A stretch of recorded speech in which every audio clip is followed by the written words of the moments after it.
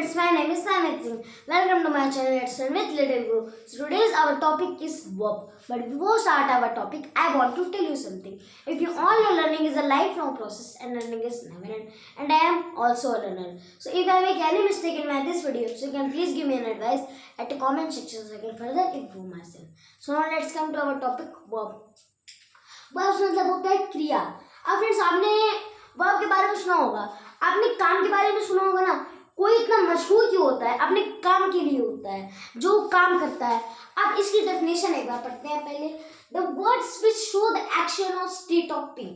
ऐसे वर्ड्स जो कि एक एक्शन को परफॉर्म करते हैं और उसके होने की स्थिति को बताते हैं, उन्हीं को हम वर्ब्स कहते हैं. यानी एक्शन मतलब अब काम. एक्शन मतलब जैसे हम खाते हैं, अब खाते हैं तो उसमें हम काम करते हैं, हमारी एनर्जी जाती है, तो वो क्या हुआ? क्रिया में आ गया. जब भी हम कहीं हैं, यानी हमारा जहाँ हम स्थित हैं वहाँ की स्टेट ऑफ बीइंग या फिर कोई एक्शन परफॉर्म हो रहा हो, वहाँ पे वर्ब हमारा लग जाता है. क्या? वर्ब. एग्जाम्पल है वॉक, चलना. अब आप चलेंगे तो उसमें आपकी एनर्जी जाएंगे. अब चलेंगे तो चलना तो एक काम है ना फ्रेंड्स, तो ये हमारा वर्ब यानी क्रिया में आ जाएगा. रीड, पढ़ना. पढ़ना एक काम है, आप पढ़ते हैं, उसमें आपकी एनर्जी जाती है, तो आप एक एक्शन कर रहे हैं ना, काम कर रहे हैं, तो वो हमारा हो जाएगा वर्ब. राइट, लिखना. रन, दौड़ना. ड्रिंक, पानी पीना, कुछ भी. ड्राइव, गाड़ी चलाना. सब कुछ हम कर रहे हैं ना, ये सारे काम हमारे, अगर यहाँ काम वर्ड का यूज हो रहा है तो वो हमारे वर्ब यानी क्रिया के अंदर आ जाएगा. अब आप एक चीज देखिए, एक सेंटेंस बनाने के लिए हमें तीन ही चीज तो चाहिए होती है. एक सब्जेक्ट, एक वर्ब और एक ऑब्जेक्ट. अब सब्जेक्ट वर्ब ऑब्जेक्ट कैसे? देखिए, सब्जेक्ट वो होता है जो किसी कार्य को करता है, यानी किसी काम को परफॉर्म करता है. वर्ब वो होता है कि जो सब्जेक्ट जिस काम को कर रहा होता है, और ऑब्जेक्ट वो होता है कि जिसके ऊपर काम हो रहा होता है. अब मैंने कह दूं Ram Yeats mango, Ram mango खाता है. अब राम सब्जेक्ट हो जाएगा. अब ईट्स क्या हो जाएगा? वर्ब. और मैंगो यानी राम क्या खा रहा है? मैंगो, यानी काम मैंगो पे हो रहा है. तो ये हमारा सेंटेंस बनाने के लिए ये सबसे जरूरी होता है. ठीक है फ्रेंड्स, जहां कोई काम हो वही हमारा वर्ब हो जाता है. अब इसके टू काइंड्स होते हैं, एक main and action verbs and helping verbs. अब देखिए यहाँ पे हमारा मेन वर्ब्स क्या होता है? एक्शन. अब मैंने आपको बताया एक्शन वर्ब्स और मेन वर्ब्स क्या होता है. देखिए ये इसमें हमारे मेन और एक्शन वर्ब्स में दो पार्ट्स भी आते हैं, ट्रांजिटिव एंड इंट्रांजिटिव, जिसे हम सकर्मक और अकर्मक क्रिया भी कहते हैं. अब देखिए ये जो मेन वर्ब होता है ना, जिसे कहते हैं, अभी मैंने बताया वॉक, चलना, तो ये हमारा मेन वर्ब हुआ. ये हेल्पिंग वर्ब क्या होते हैं? जो एक एक्शन यानी एक एक्शन में जो उसकी जगह को बताए. जैसे कि इसका यहाँ डेफिनेशन है. अब देखिए इसके दो पार्ट्स. पहला ट्रांजिटिव वर्ब्स, सकर्मक क्रिया, किसी चीज को करके दिखाना, किसी चीज के करने को दिखाना. मतलब आप देखिए, need an object to complete their meaning. यहाँ पे ट्रांजिटिव वर्ब के अंदर ऑब्जेक्ट होगा ही होगा. अगर कोई आपसे पूछे कि हमें एक ट्रांजिटिव वर्ब का एक सेंटेंस आप बताइए, तो आप ये बताइएगा शी गिव्स अ गिफ्ट. अब यही क्यों बताएंगे? देखिए भी हमने यहाँ पढ़ा, इसमें ऑब्जेक्ट होना बहुत इंपॉर्टेंट होता है. अगर नहीं है तो ये हमारा ट्रांजिटिव ना होके इंट्रांजिटिव होगा. इंट्रांजिटिव क्या है? ये भी हम पढ़ते हैं, पहले इसे देखते हैं. She gives a gift. She हमारा क्या हो गया? देखिए मैंने बताया था यहाँ formula subject plus verb plus object, कि यही तीनों चीजें मेन होती हैं एक सेंटेंस को बनाने के लिए. She subject, gives verb and gift object. अब देखिए यहाँ पे जो शी हमारा सब्जेक्ट हो गया, गिफ्ट दे रहा है तो कोई काम कर रहा है तो वर्ब में आ गया, और गिफ्ट दे क्या रहा है? क्या दे रहा है? गिफ्ट. यहाँ हमें अपने आंसर का मिला ना, गिफ्ट. हमें क्या आंसर मिला? गिफ्ट. क्या दे रहा है?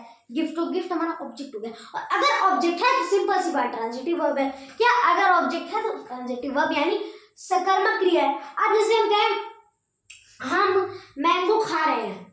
अब जब हम मैंगो को खाएंगे तो कम होगा ना, कम होता चला जाएगा. तो अगर वो कम होता जाएगा तो हमारा मैंगो क्या होगा? ऑब्जेक्ट. क्या होगा? ऑब्जेक्ट. और मैंने अभी बताया जिसमें ऑब्जेक्ट होगा ट्रांजिटिव वर्ब होगा ही होगा. हमारा सेकंड पार्ट है इंट्रांजिटिव वर्ब्स.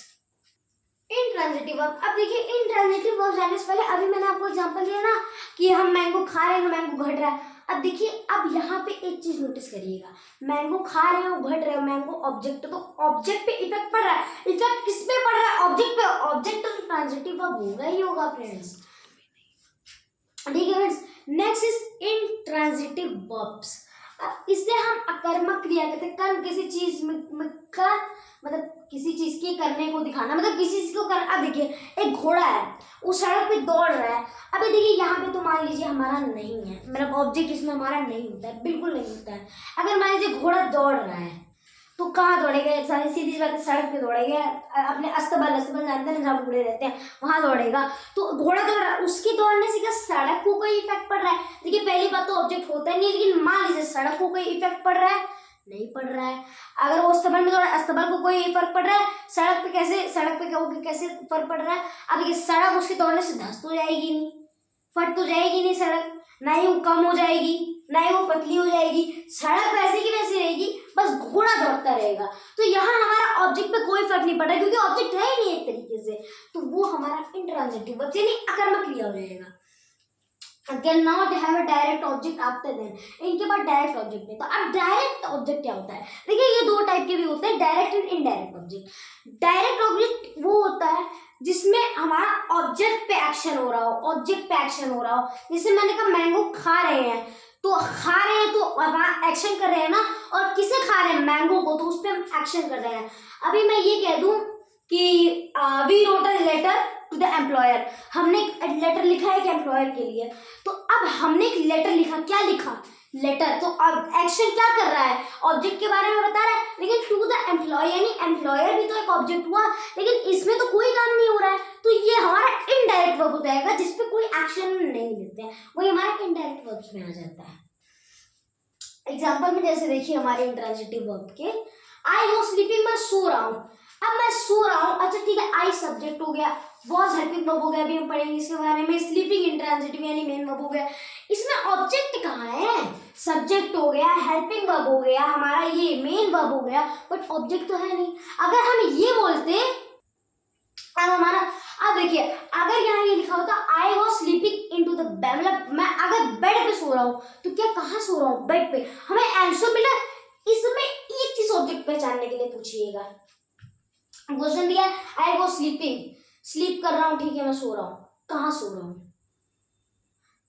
हूँ? तो अगर हमें आंसर मिल जाता है कि मैं बिस्तर पे सो रहा हूँ या फिर जमीन पे सो रहा हूँ, तो वो ट्रांजिटिव वर्ब के अंदर आ जाएगा, क्योंकि आंसर मिलेगा तो सीधा ऑब्जेक्ट भी मिलेगा, और ऑब्जेक्ट जहाँ आएगा वो ट्रांजिटिव वर्ब हो जाएगा। लेकिन यहाँ पे आई वो स्लीपिंग में तो कोई ऑब्जेक्ट नहीं है, कोई आंसर ही नहीं मिल रहा है, लेकिन हमें इतना समझ आ रहा है कि वो सो रहा है। ठीक है फ्रेंड्स, सो रहा है। तो फ्रेंड्स ये हमारा ये हो गया कि इसमें ऑब्जेक्ट नहीं रहता है, तो हमारा इंट्रांजिटिव रहता है। अब नेक्स्ट पॉइंट पे लगे हाथ पढ़ लेते हैं, वो है व्हाई आई एम स्लीपिंग, मैं क्यों सो रहा हूँ? भाई क्या मैं सुबह उखाड़ क्या लूंगा? नीट पास कर लूंगा, जीट पास कर लूंगा, आईटी पास कर लूंगा, यूपीएससी पास कर लूंगा, सो के मैं करूंगा क्या? आप लोग कहेंगे सो के नींद पूरी होगी, नहीं सोओगे तो आप मर जाओगे भाई। हाँ मैं भी मानता हूँ। अब ये बताइए, आप सो रहे हो, आपके सामने वाले को तो कोई लाभ नहीं हो रहा है ना, कोई लाभ हो रहा है कि वो आप सो रहे हो, आपके सामने वाले को सारा काम हो गया, आपका वो सारे एग्जाम पास कर लेगा, कोई लाभ नहीं हो रहा है आपके सामने वाले को। तो यहाँ पे हमारा क्या, जैसे मैंने बताया, तो यहाँ ऑब्जेक्ट नहीं है, ठीक है ना? क्यों सो रहा हूँ, हमें आंसर नहीं मिला, क्यों सो रहा हूँ? आई वाज स्लीपिंग, कोई आंसर नहीं है, और आंसर नहीं है तो ऑब्जेक्ट नहीं, ऑब्जेक्ट नहीं तो इंट्रांजिटिव वर्ब नहीं है फ्रेंड्स। ठीक है, ये लिखा है आंसर नहीं मिलता है क्योंकि ऑब्जेक्ट नहीं होता है, ना फर्क पड़े। इसका मतलब है कि हमें ये तो पता चल रहा है सो रहा है, लेकिन ऑब्जेक्ट नहीं हो तो हमें सेंस इतना पता चल रहा है कि सो रहा है, लेकिन क्या सो रहा है, क्यों सो रहा है, किस पे सो रहा है, ये सब हमें नहीं पता। और इन सब का आंसर हमें तभी मिलता है जब ऑब्जेक्ट होता है, और ऑब्जेक्ट नहीं है तो वो इंट्रांजिटिव वर्ब हो जाएगा। ठीक है, एक बार छोटा सा रिवाइज कर लेते हैं। ट्रांजिटिव वर्ब में ऑब्जेक्ट होगी और इंट्रांजिटिव वर्ब में ऑब्जेक्ट कभी भी नहीं होगा। ठीक है फ्रेंड्स, दोनों में यही फर्क होता है, और वर्ब वही जो हम काम करते हैं। अब क्या होता है, ये तो हमारा फर्स्ट मेन और एक्शन वर्ब हो गया। अब आते हैं हेल्पिंग वर्ब पे, सहायक क्रिया। ये क्या काम करती है ना फ्रेंड्स, ये जो हमारा ये होता है ना वर्ब, इसके स्थान पे लगने लगती है, मतलब सहयोग करने लगती है हमारे एक्शन को इसके स्थान पे, यानी जो ये हमारी हेल्पिंग वर्ब होती है वो इसके स्थान, जैसे हम कहते हैं हेल्प करती है, इसकी क्या कहते हैं, मेन और एक्शन वर्ब की हेल्प करती है, उसकी सहायता करती है। अब जैसे मैं कह लूं ही इज स्लीपिंग, वो सो रहा है, जैसे यहीं पे देख लीजिए आई वो स्लीपिंग, मैं सो रहा हूँ, तो यहाँ स्लीपिंग के पहले कौन लग रहा है, वॉज, यानी वो सो रहा था। अभी मैं यही प्रेजेंट का ही ले लेता हूँ, मान लीजिए ही इज स्लीपिंग, मैं क्या कर रहा हूँ, अब मैं सो रहा हूँ, मतलब वो सो रहा है, है ना, वो सो रहा, प्रेजेंट, ही इज हमेशा प्रेजेंट के लिए यूज होता है, इसके लिए मैं वीडियो बनाऊंगा टेंस के लिए फ्रेंड्स। ही इज स्लीपिंग, वो सो रहा है, तो यहाँ पे स्लीपिंग को स्लीपिंग के पहले कौन सा लग रहा है, इस तो ऑब्जेक्ट होगा नहीं, हेल्पिंग वर्ब है, और ये हमारे स्लीपिंग की हेल्प कर रहा है, सहायता कर रहा है। अब जैसे हम एग्जाम्पल ले लेते हैं, आपने वो देखा होगा एरोप्लेन, उसमें जो छोटे छोटे इंजन लगे रहते हैं, प्लेन जब उड़ती है तो उसके दोनों पंख होते हैं, उसके नीचे गोला गोला से नहीं लगा रहता है फ्रेंड्स। अब वो गोला गोला छोटे छोटे इंजन होते हैं, अब मेन इंजन तो बहुत बड़ा होता है, और वही मेन इंजन हमारा मेन वर्ब में आ जाता है, जो कि असली काम करता है। लेकिन अगर छोटे छोटे इंजन को आप चलाएंगे नहीं तो प्लेन उड़ेगा कैसे, तो हेल्पिंग वर्ब यानी उसी की तरह, छोटी हेल्पिंग की तरह ये हेल्पिंग वर्ब भी होती है। बिना उस हेल्पिंग इंजन के, उस छोटे इंजन के, ये हमारा मेन इंजन भी बकवास है, वैसे ही बिना हेल्पिंग वर्ब के हमारा ये मेन और एक्शन में समझ लीजिए है, तो काम तो कर रहा है लेकिन है कुछ नहीं। अब मैं कह दूँ स्लीपिंग क्या कर रहा है, स्लीपिंग सो रहा है, उसके पहले क्या लगा, हेल्पिंग वर्ब इज, जिसने उसको मदद की, क्या वो सो रहा है, उसने दिखाया मैं सो रहा हूँ, क्या कर रहा हूँ, अभी मैं प्रेजेंट में सो रहा हूँ, तो ये जैसे स्टेट ऑफ बीइंग लिखा था ना, यानी किसी चीज की स्थिति को बताता है, तो यहाँ इसने क्या बता दी, स्थिति बता दी कि मैं सो रहा हूँ। यहाँ आई वॉज स्लीपिंग था, मैं सो रहा था, तो वॉज स्थिति बना रही कि था। अभी मैं कह दूँ आई वॉज, मतलब मैं सोने जाऊंगा, तो विल हमारी क्या बनाएगा, स्थिति बनाएगा, स्टेट ऑफ बीइंग बना देगा। इसके भी दो पार्ट्स होते हैं, auxiliary verbs and friends modal verb. देखिए ऑक्सिलरी वर्ब्स वही डू मतलब करना, हम कहते हैं डू दिस वर्क, जैसे कोई हम बैठे रहते हैं, कोई बच्चा मस्ती कर रहा है, मान लीजिए एग्जांपल के तौर पे हम कहते हैं डू योर वर्क, आप अपना काम करिए, अपना काम क्यों नहीं कर रहे हैं, तो कहते हैं डू, हमारे मुंह से डू क्यों लगाते हैं, क्योंकि डू मतलब होता है करो, अपना आप काम करिए। अब जैसे कहता हूँ बी मतलब होता है होना, इज हूँ, एम मैं हूँ, आई एम मतलब, और वॉज था, आर मतलब आप के लिए यूज होता है, यू आर स्लीपिंग तुम लोग सो रहे हो, वर थे, बीन मतलब बीन तब यूज होता है जब कोई चीज हो गई होती है, जैसे मैं गया था, कब वहां बीन का कि मैं दिल्ली गया था, I have been good Delhi, मैं दिल्ली गया था। ठीक है फ्रेंड्स, यहाँ बीन हमारा थोड़ा पास्ट के लिए यूज होता है, जब हम कोई चीज को कर दिए होते हैं तब हम बताते हैं बीन वर्ड का यूज हम तब करते हैं। अब जैसे ये देखिए, अब इसका एक और एग्जाम्पल है भी हमारा एक हेल्पिंग वर्ब होगा, है मतलब होता है पास होना, तुम्हारे पास, यू हैव वेरी ब्यूटीफुल मतलब तुम्हारे पास बहुत सुंदरता है हमारा क्या होता है ना फ्रेंड्स, है हमारा प्रेजेंट के लिए यूज होता है, ये जो हैड होता है ना ये हमारा पास्ट के लिए यूज होता है। ऐसे मैं भी इस पे वीडियो बनाऊंगा, उसमें मैं आपको टेंस के बारे में पूरा डिस्क्राइब करूंगा फ्रेंड्स। तो ये सब हमारे क्या हो गए, हेल्पिंग वर्ब्स हो गए, जो कि ऑक्सिलरी वर्ब्स में आते हैं, किसी चीज के होने को दिखाती है, मेन वर्ब के सपोर्ट में खड़ी रहते हैं, किसी जैसे मैंने स्टेट ऑफ बीइंग किसी चीज के होने को दिखाती है और मेन वर्ब के सपोर्ट में खड़ी रहती है, यानी मेन वर्ब का सपोर्ट करती है। जैसे मैंने बताया एयरप्लेन का एग्जाम्पल लेके, बिना छोटे इंजन के बड़ा इंजन भी बेकार है, और बड़ा इंजन नहीं रहेगा तो हेल्पिंग वर्ब का तो कोई मतलब ही नहीं है।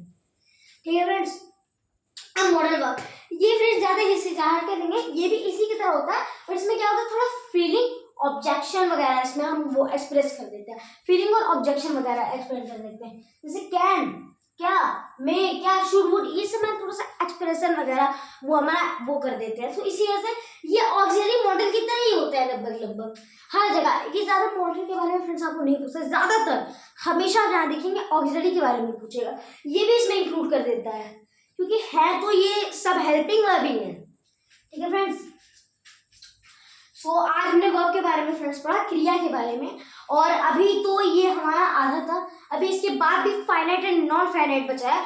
उस वीडियो को देखने के लिए फ्रेंड्स आप हमारे channel let's learn with little गुरु को सब्सक्राइब कर लीजिए, वीडियो पसंद आई तो लाइक कर दीजिए, हमारे चैनल पे मतलब मैंने कहाँ पढ़ाते समय गलती की उसे कमेंट सेक्शन में बता दीजिएगा। साथ ही साथ मैं सानिद आपसे मिलता हूँ अपने नेक्स्ट वीडियो में, तब तक के लिए आपसे विदा लेने से पहले एक बात पूछना चाहता हूँ, प्लीज़ मेरे वीडियो को आप मतलब देखा करें, स्किप करके मत देखा करिए, ताकि आपको पूरा कॉन्सेप्ट क्लियर हो करे। और इससे पहले मैंने कुछ वीडियोस बनाई है पार्ट्स ऑफ स्पीच के ऊपर, आप जाके उसको भी देख लीजिएगा, तो आपको ये पूरा कॉन्सेप्ट और अच्छे से क्लियर हो जाएगा। सो फ्रेंड्स, मैं जानिद मिलता हूँ नेक्स्ट वीडियो में, तब तक के लिए बाय बाय।